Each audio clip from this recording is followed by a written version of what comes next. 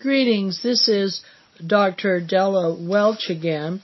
We are continuing to do question and answers in the sales law area. The next question says A tells B that these encyclopedias will sell like hotcakes. Is this an express warranty? Well, an express warranty is a statement of fact that is part of the basis of the bargain. Now, sellers are entitled to puff their wares, so this appears to be just puffing, and there's no express warranty. Now, the next question, A represents to B that the black car, which he owns, will accelerate to 100 miles an hour in 2 minutes. Relying on these representations made by A, B purchases the car to race the Ontario Speedway. On the day of the race, B sits in the car and is ready to start the car to enter the race, and the black car will not run. What warranties, if any, have been breached by A? Well, here, this is a problem where all three of the warranties are at issue. The first one is an express warranty. Was there a statement of fact that was part of the basis of the bargain? Yes, they said that this car would accelerate to 100 miles per hour in 2 minutes. Well, it's not doing that, it's just sitting on the runway. And then the implied warranty of merchantability, well, we don't know whether A was a merchant. If A were a merchant, then the implied warranty of merchantability requires that it be merchantable, that it be fit for the ordinary purpose, which is to run, and it's not running. So if A is a merchant, then that would be breached. And then the big issue here is the implied warranty of fitness for a particular purpose. The buyer did go in to the seller and make known a particular purpose he wanted it for, which was to race.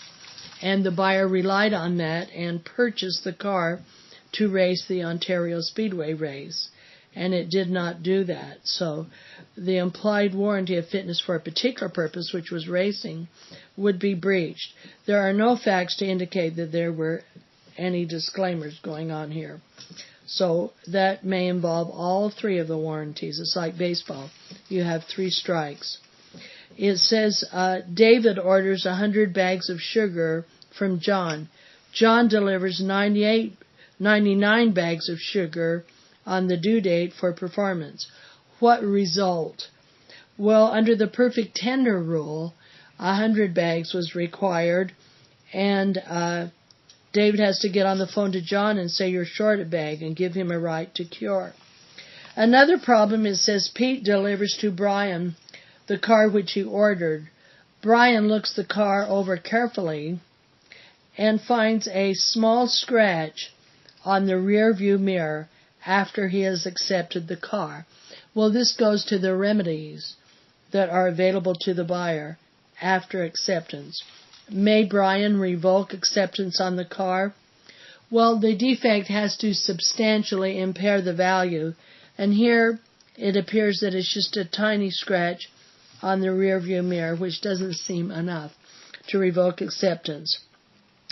The warranty of merchantability may never be disclaimed. True or false? That's false. It may be disclaimed with words such as is and with all faults, and it must be conspicuous. It can't be in tiny little print.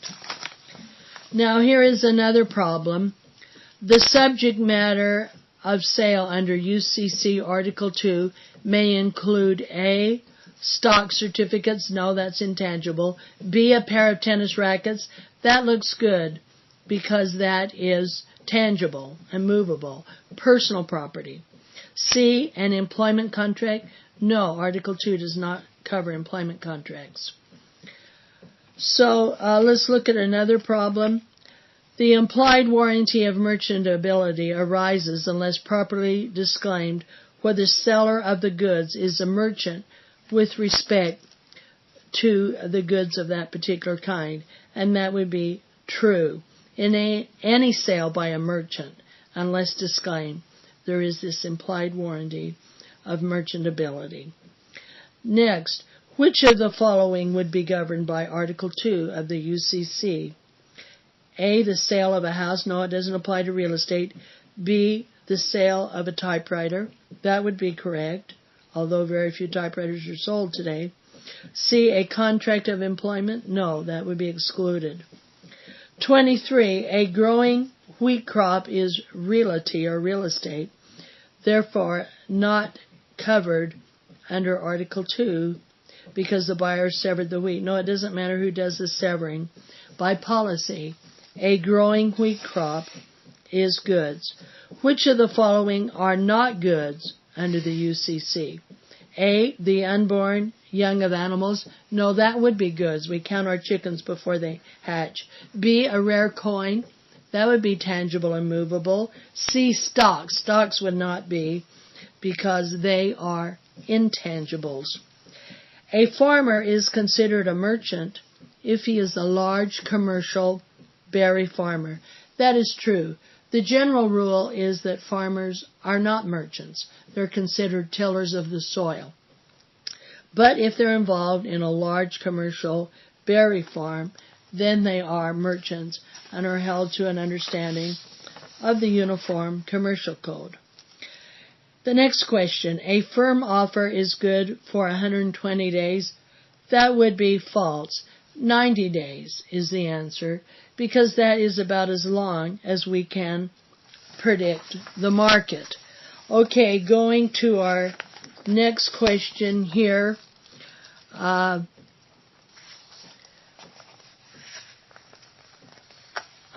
This is the one. It says, the quantity term may be found by the court when missing from the parties' agreements. The quantity term cannot be found. That would be false. The reason it can't be is we must know the quantity. But otherwise we can do reasonable time, reasonable price, and so forth. The UCC has been adopted in all states of the United States. That would be false. Louisiana never did pass it.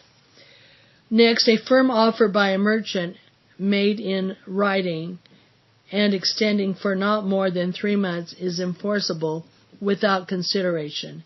That would be true. It must be made by a merchant in a signed writing, and the offer is irrevocable for the time stated or not to exceed 90 days. So this will be the end of the question and answer problems for this particular recording, and then we can go to another recording.